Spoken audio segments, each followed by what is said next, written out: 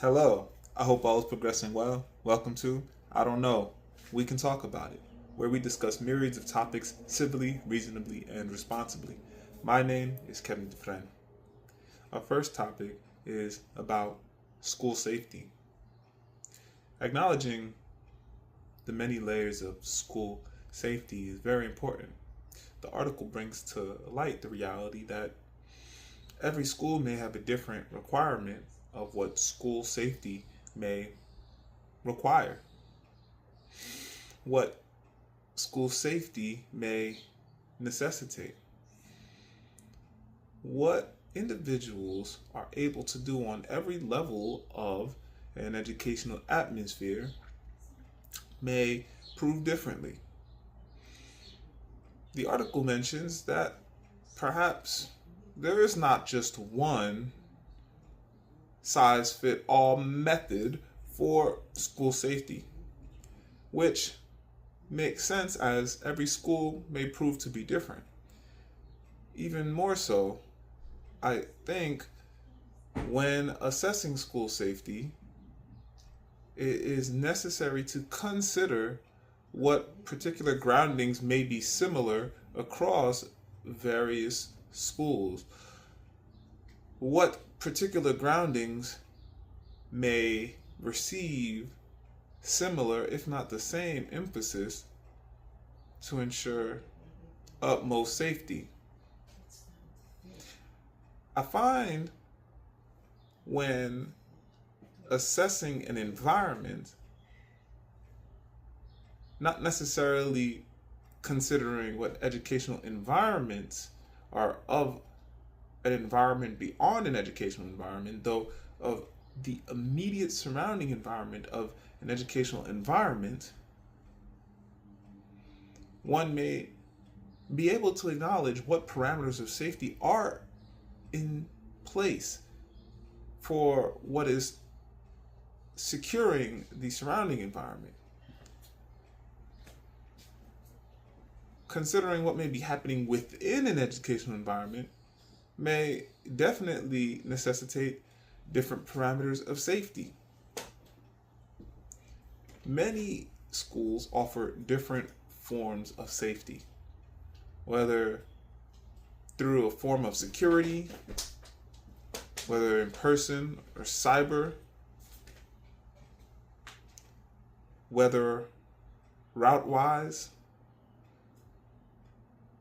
whether a school is providing safety or not may depend on the entities working together to establish responsibilities.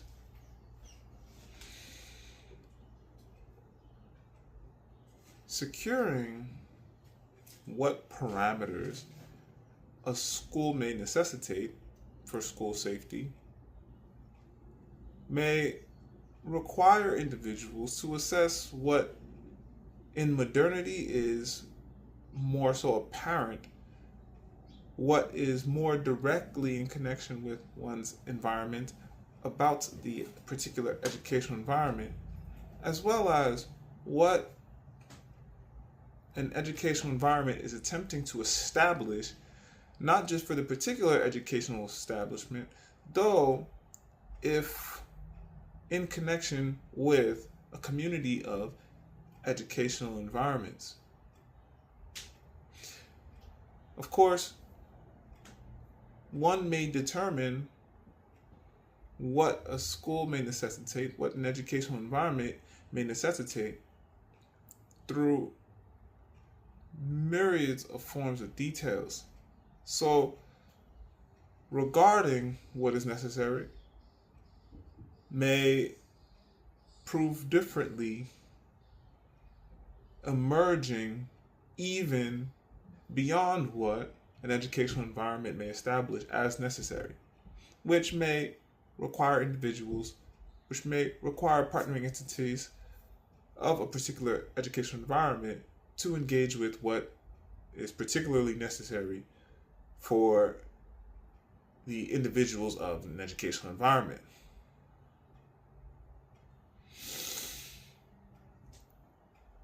Our next topic dual language learning is amazing, especially considering particular areas of study do not require extreme advanced learning beyond interest. Considering how language forms, considering how an educational environment may progress, especially considering how individuals may approach learning before entering into university, into college, one may observe how taking time with language may prove extremely valuable long term for an individual learning, for an individual growing through the ever progressing interdependent reality, than attending to a curriculum, attempting to check off boxes of a checklist that individuals, information wise, may find interesting, what individuals may find only necessary to complete for fulfilling a requirement, what individuals may find otherwise. Though, in connection with learning and language, individuals may find more strength in establishing lengthier, steadier progressions of learning with a particular area of interest, of not only what a curriculum of an entity may be offering as readily available, though what may actually be effective for engaging language growth, language development for the learner long term. Establishing proper connections of learning will assist with how an individual may garner interest, with how an individual may learn for oneself personally. I find the article posits well how a locale may benefit using appropriate language. To be clear, a good educational environment, respecting educational criteria, prepares individuals to be successful outside of an educational environment. So, the educational environment must be extremely aware of what is external of the educational environment, of which any individual of the educational environment may be able to engage with. This does not set the responsibility of the individual's engagement external to an educational environment on an educational environment, though sets an educational environment in a position to fully acknowledge that preparative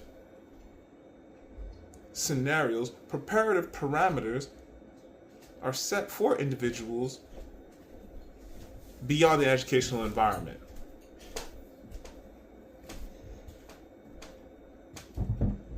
Of course, if one is aware of particular parameters of prevention, then one may be able to understand how engaging with learning and language may prove extremely valuable for individuals growing beyond the educational environment, which may prove extremely valuable to a community at large. There are professionals that are able to acknowledge many niches of education in ways that greatly support good growth of individuals to be extremely ready, mindfully, of what may be of an encounter, of an engagement, aside from an educational environment, which is amazing. Though, concerning affordability, concerning if the professionals are available, is of a different conversation, though in connection with the parameters of our discussion between school safety parameters as well as multi-language learning parameters. No need to rush.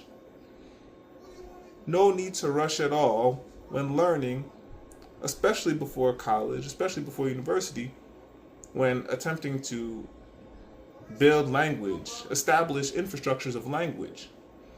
So individuals may prove extremely successful long-term beyond how individuals may be entering a system to learn.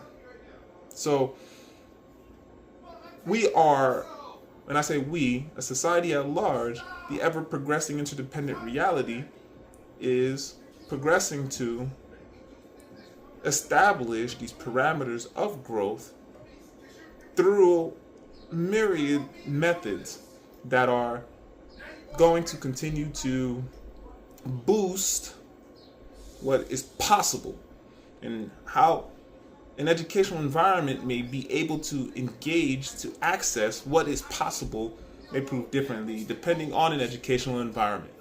All right, let's get into some origami.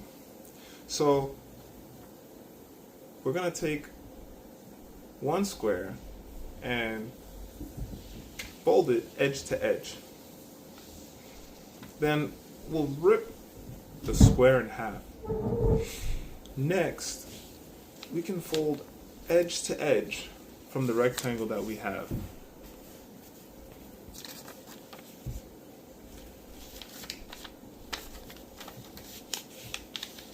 When making an origami cross, we're going to be doing some interesting folds. After having the edge to edge fold complete, we're going to just take one side and we're going to bring it up maybe 1/5 of the way from the bottom. Next, we're going to fold the sheets in.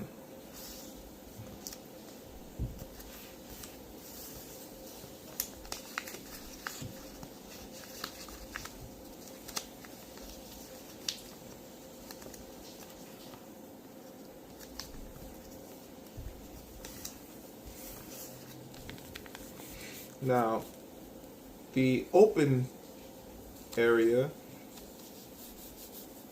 may face away from you. I'm just going to fold down right along that initial fold. What we can do from here is we're going to just bring it back up since that fold is really complete. And we're going to break the fold down again from the center. So we'll have what looks to be like this. Now, from this direction, we're going to fold so that we can have the forming of this cross. Though, pay close attention here. If the inner portion is away, then you may want to turn it around and then fix the fold so it folds otherwise. So you'll have this fold from the beginning with the little flap at the bottom.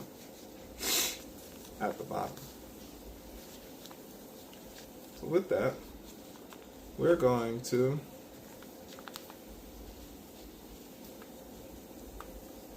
fold in each panel. We're going to fold in.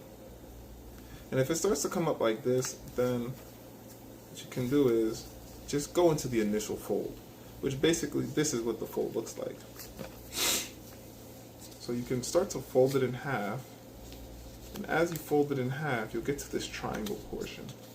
So you look at it closely here, you see that there's a triangle folding here. And this is really the basis for this cross formation. So the way to do that is, again, start with a nice little folding in half. And as you get into this folding in half, you'll just press down the triangle. And voila. Next, what you're going to do is, you're going to actually fold in next the top portion over those triangles. So you see those are the triangles, you fold them down over. And from here, you will similarly fold up as the other fold. So you'll have this little accordion form. Fold over, and then you just follow through again with the same type of fold from the last one. You just bring it over. You see that? Very, very simple fold that is very popular in origami. You just bring it over. So you can start from here. Just fold like halfway, starting from the longer point, and then just folding it in. And voila. And you'll get this form here. So you'll get, this is your back, and then of course you get your cross. So God bless you. Alright. And of course it kind of looks like a kazoo and a reed type instrument. So have fun with however your origami forms. The idea is to continue to work with your creativity through your folds, noticing what's possible, what you can do, and create. Alright. I champion reading physical books. When a person reads a physical book, the brain physically changes. Long-term health benefits from reading a physical book. If one wants to know more about spatial development, then one may proceed to do so to better understand how reading a physical book may contribute to improving one's spatial development. The book of our conversation today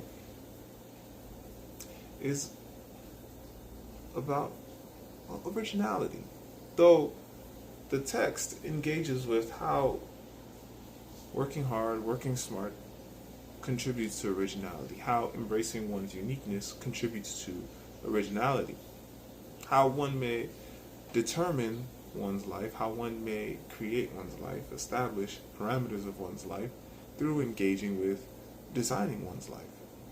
Now, the text offers a lot of different information, a lot of interesting research, a lot of interesting stories for one to deliberate with how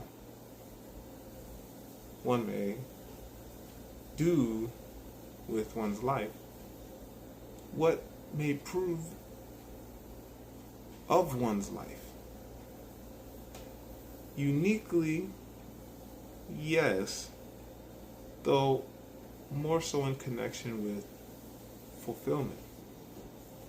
How parameters of life as similar across different lives may be,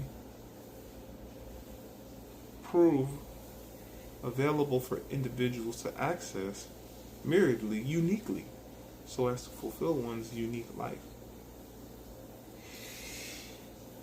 I think the book offers good information, encouraging, empowering information for one to engage with appropriately, respectful to oneself. Of course, one's life is one's life. And originality is a part of one's beginning. And embracing one's life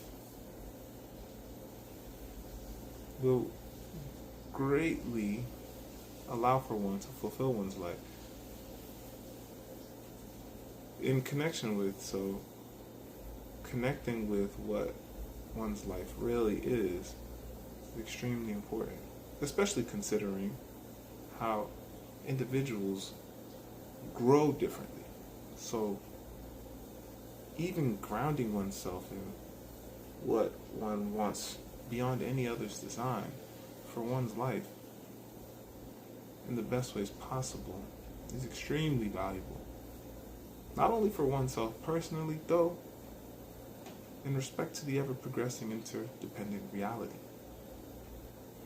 Thanks for joining. I don't know. We can talk about it. Onward and Upward, Kevin Dufresne.